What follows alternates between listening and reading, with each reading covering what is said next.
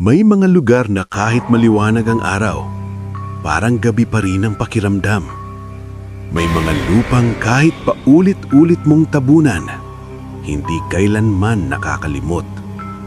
At may mga taong akala mo'y nagtatago ng sikreto. Pero ang totoo, ang sikreto ang nagtatago sa kanila. Ito ang kwento ng San Isidro Cemetery at ng lalaking hindi na kailanman nakaalis dito. Si Ruben Ben Calderon, ang nag-iisang sepulturero ng baryo. Tahimik, mailap, laging may amoy ng lupa. Kasama niya gabi-gabi ang kanyang pala at ang kanyang konsensya. Sa bawat hakbang niya, langit-ngit ng sapatos, kaluskos ng dahon, parang may sumusunod, pero wala siyang nakikita. Isang gabi, sinalubong siya ni Aling Marta. Ben, huwag mo nang galawin ang lupa. Babala nito. May galit yan kapag ginulo. Gunglit, tinawanan lang niya. May kasamain siyang minsan. Si Carlo, 19 anyos. Kuya Ben, bakit parang may umiiyak sa gabi? Tanong nito. Hangin lang yan. Sagot niya. Pero alam niyang nagsisinungaling siya. Minsan ding kinausap siya ng pari. May kasalanan kang hindi mo inaamin, anak. Sabi nito. Hindi siya sumagot. Dahil totoo, tuwing mag-isa, binubuksan niya ang kabaong. Kinukuha ang alahas, ang relos, ang singsing, habang ang katawan sa loob, nakatingin, tahimik, parang nagmamasid. Isang gabi, may gumalaw. Tok.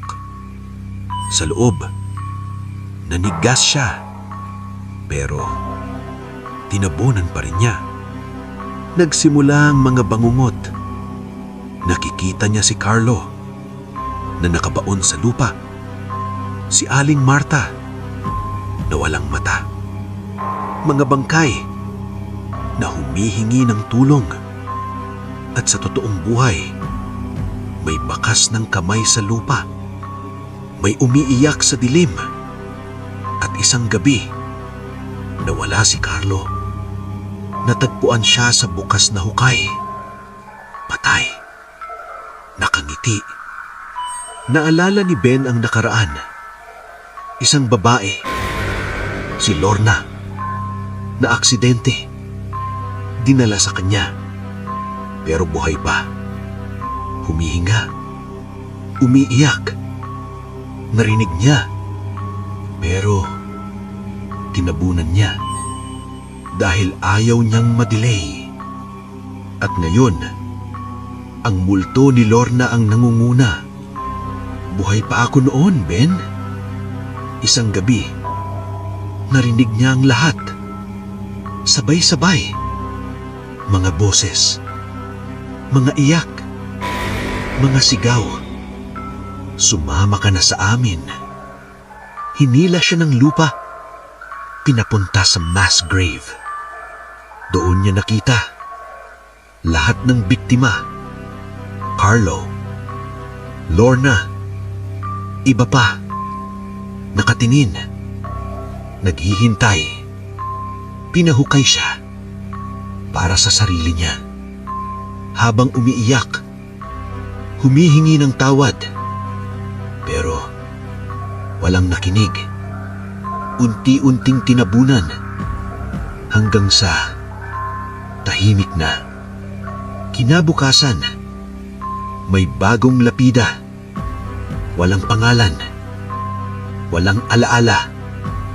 Pero tuwing gabi, may bagong sepulturero na nakakarinig ng tok, tok, tok.